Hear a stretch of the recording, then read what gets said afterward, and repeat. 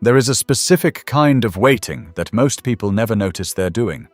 You've been doing it your whole life, waiting for someone to tell you it's okay, waiting for the approval that will finally make the decision feel safe, waiting for a parent, a partner, an authority, a vague and faceless them to signal that you are allowed to want what you want, to become what you're becoming, to take up the space your life would require if you actually lived it fully. You have been standing at the edge of your own existence, hand half raised, waiting to be called on. And the call never comes, because there is no one whose job it is to make it. The permission you've been waiting for, the one that would finally authorize you to stop performing and start living, was never going to be granted by anyone outside you. It cannot be. It is not that kind of thing. And the years spent waiting for it are years spent standing just outside a door that was never locked, that has no guard, that you could have walked through at any moment if you had understood that the only person who could open it was you. Carl Jung spent his life studying the process by which a human being finally walks through that door. He called it individuation, the process of becoming who you actually are, as distinct from who you were told to be. And at the center of it is a moment, not always dramatic, sometimes so quiet you barely notice it. The moment you stop needing permission to exist, the moment you realize that the authority you've been waiting for was a role you'd handed to other people, and that you can take it back. Carl Jung was, alongside Freud, one of the founders of modern depth psychology, but where Freud saw the psyche primarily as a battleground of repressed drives, Jung saw something more expansive, a psyche organized around a lifelong movement toward wholeness. He believed that beneath the surface of the personality, beneath the ego and the roles and the adaptations we make to survive, there is a deeper center he called the self. And the great task of a human life, in Jung's view, is to move from a life organized around the ego and its anxieties toward a life organized around this deeper self. He called that movement individuation. Individuation is one of the most misunderstood ideas in psychology, so it's worth being precise about what it is and what it isn't. It is not becoming selfish. It is not cutting everyone off and doing whatever you want. It is not the pursuit of a shallow individualism that treats other people as obstacles. Individuation is the process of becoming a genuine individual, a whole, distinct person who is no longer merely a product of their conditioning, their family, their culture, and the expectations that were installed in them before they had any say in the matter. Every person begins life, necessarily, as an extension of others. As a child, you had no choice but to absorb the values, expectations, fears, and instructions of the people around you. You built a personality out of what was rewarded and what was punished, what was permitted and what was forbidden. This is not a criticism. It is simply how human development works. The child cannot individuate. The child must adapt. But the tragedy of many lives is that the adaptation never ends. The person grows up physically, ages, takes on adult responsibilities, and yet at the core they remain what they were as a child, a being organized around the approval of others, still waiting, at 40 or 60 or 80, for the permission that was appropriate to seek at 6. Individuation is the emergence out of that condition. It is the slow, often difficult work of distinguishing what is actually yours, your real values, your real desires, your real nature, from what was merely absorbed. And the moment you stop needing permission to exist is one of its central turning points, because it marks the shift from a life lived for the approval of others to a life lived from the center of yourself. If this content is making sense to you, click the subscribe button and subscribe to the channel. Thank you for your support.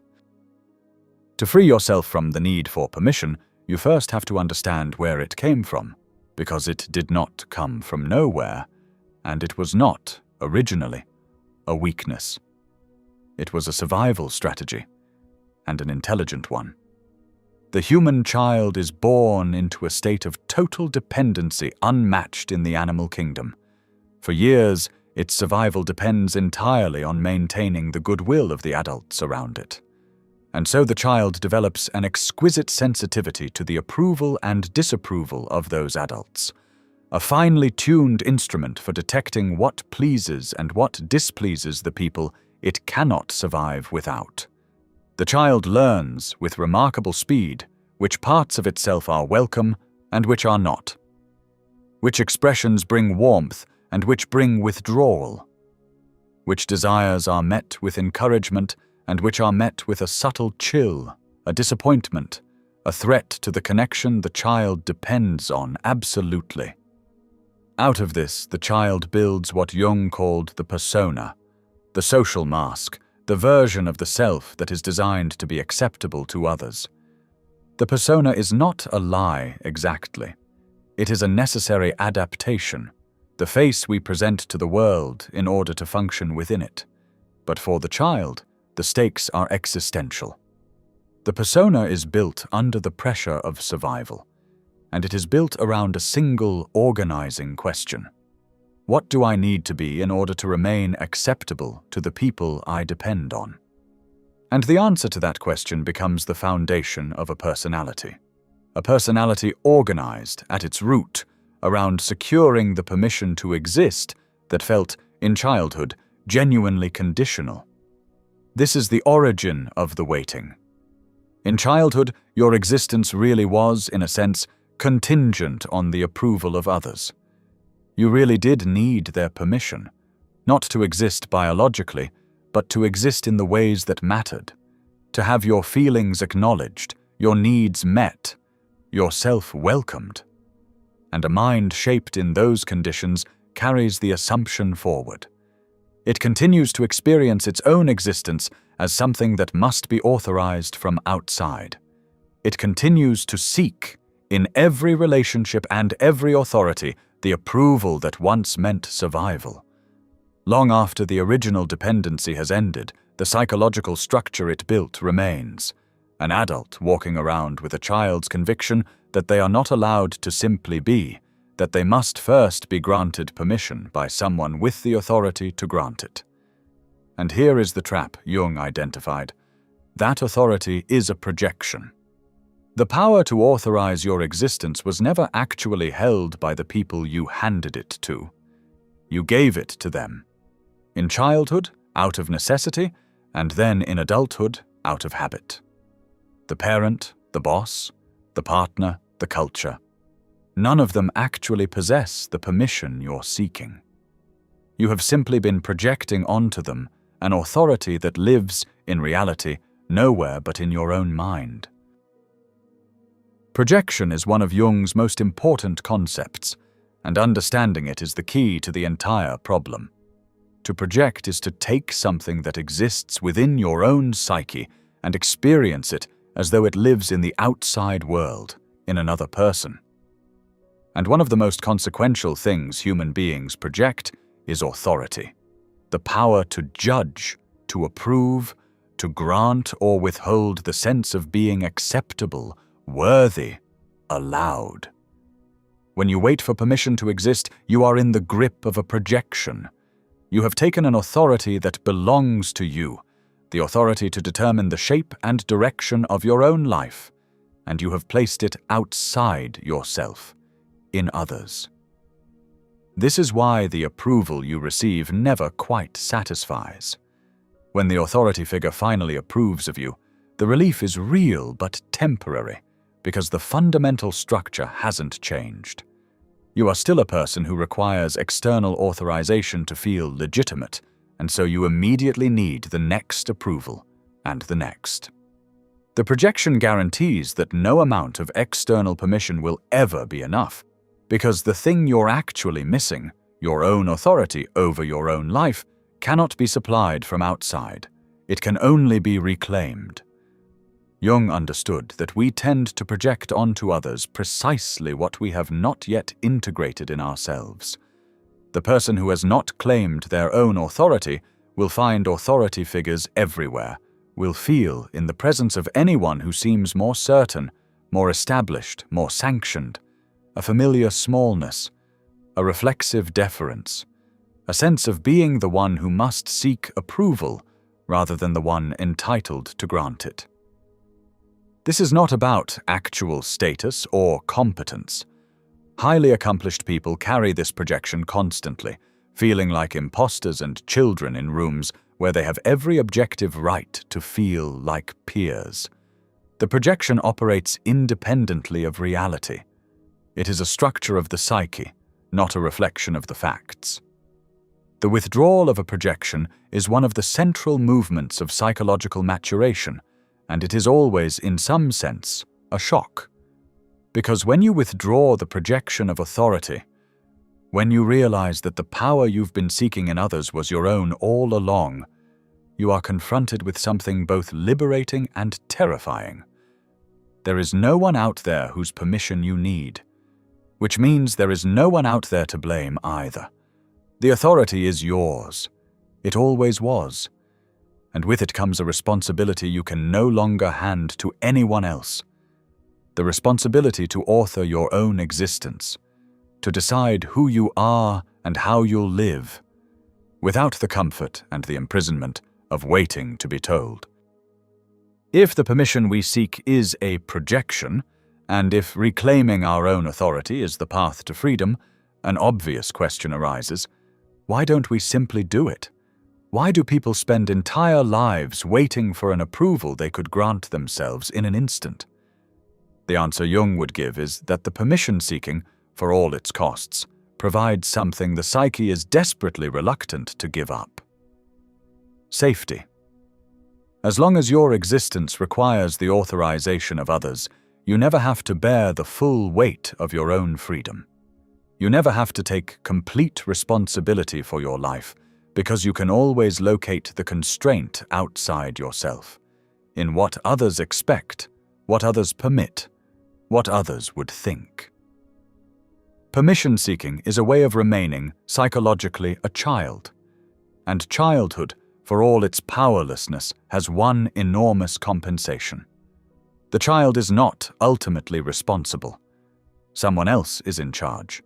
To stop needing permission is to accept that no one else is in charge, that there is no authority above you who will take responsibility for how your life turns out, that the freedom to become who you are comes bound to the terror of knowing that if you don't, no one is coming to do it for you, and no one is to blame but you. This is why Jung described individuation as requiring courage. It is not a pleasant, comfortable unfolding. It is the assumption of a burden most people spend their lives avoiding, the burden of their own authorship. There is also the matter of belonging. The permission we seek is granted by the groups we belong to, the family, the community, the culture. And to stop seeking that permission, to begin living from your own center rather than from the expectations of the collective, risks the thing human beings fear nearly as much as death: exclusion. Jung was clear-eyed about this. Individuation, he wrote, often sets a person at odds with the collective, at least for a time. To become an individual is to differentiate yourself from the mass, and the mass does not always take kindly to differentiation. The permission seeker is protected from this danger because they never step far enough out of line to provoke it. They remain safely inside the approval of the group at the cost of never becoming themselves. This is the real reason the door stays closed. Not because it's locked, but because walking through it means giving up the safety of not being responsible and the safety of not being excluded. The waiting is painful, but the waiting is also a refuge. And leaving a refuge, even a suffocating one, is one of the hardest things a person ever does.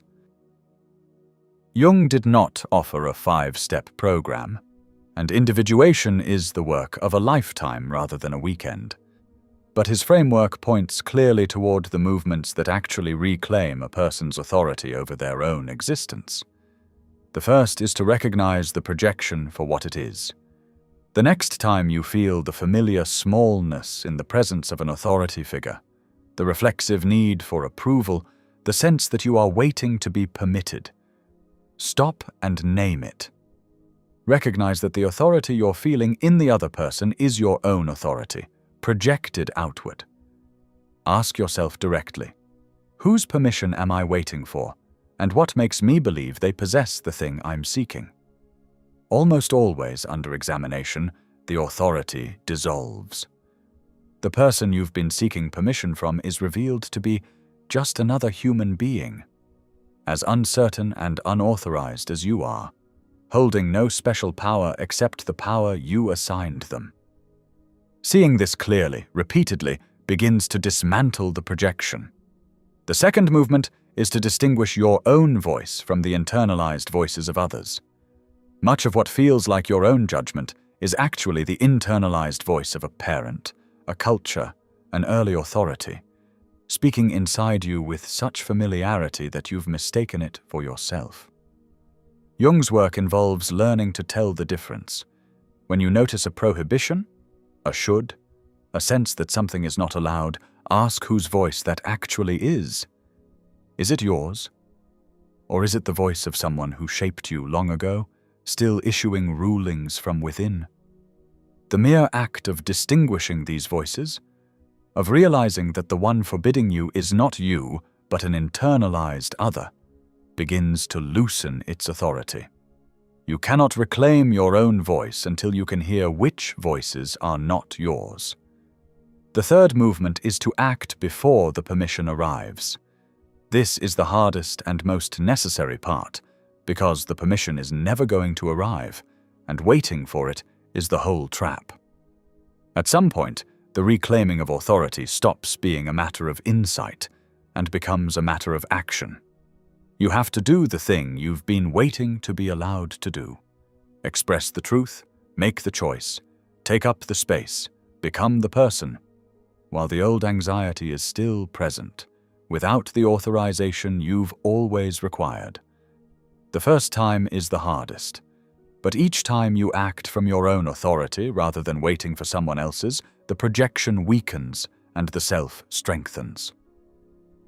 You are teaching yourself, through action, that your existence does not require approval, that you can grant it to yourself, and that the world does not end when you do. The fourth movement is to bear the discomfort of disapproval without collapsing back into permission-seeking. When you begin living from your own center, some people will not like it. The ones who benefited from your permission-seeking, who were comfortable with the version of you that waited to be told, may resist the change, and the old structure in you will interpret their disapproval as evidence that you've done something wrong, that you need to retreat, apologize, return to the role. The work here is to feel the disapproval and remain standing, to recognize that the discomfort of someone else's displeasure is not the same as being wrong, and that a certain amount of disapproval is simply the cost of being a distinct person rather than a reflection of everyone else's expectations. Learning to survive disapproval without abandoning yourself is, in many ways, the whole of the work. Jung wrote that the privilege of a lifetime is to become who you truly are, not who you were told to be, not who would be most acceptable to the people whose approval you've been seeking, not the carefully adapted persona built in childhood to secure a permission that felt like survival, but who you actually are, at the center, the self that has been waiting all this time, not for anyone else's authorization, but for you to finally stop asking for it. The moment you stop needing permission to exist is not a moment of arrogance or defiance. It is quieter and more profound than that. It is the moment you recognize that the authority you've been seeking outside yourself was a projection, that the door you've been standing outside was never locked, that the one you were waiting for was always going to be you. It is the moment the waiting ends, not because the permission finally arrived, but because you understood, at last, that it was never coming, and that it was never needed. You do not require anyone's authorization to be here. You do not need to earn the right to take up space, to have needs, to want what you want, to become what you're becoming. That right is not granted. It is not conditional. It was never something other people had the power to give or withhold, though for most of your life you believed they did. The permission you've been waiting for is yours to grant, and it has been the entire time, sitting unused inside you while you searched for it in the faces of others. There is no one coming to call on you. There is no authority who will finally tap you on the shoulder and tell you that you're allowed to begin. There is only this moment, and the quiet, world-altering recognition that you were always free to walk through the door. Not when you've earned it, not when someone finally approves. Now, as you are, without permission, because the only permission that was ever real is the permission you give yourself, and you can give it at last today.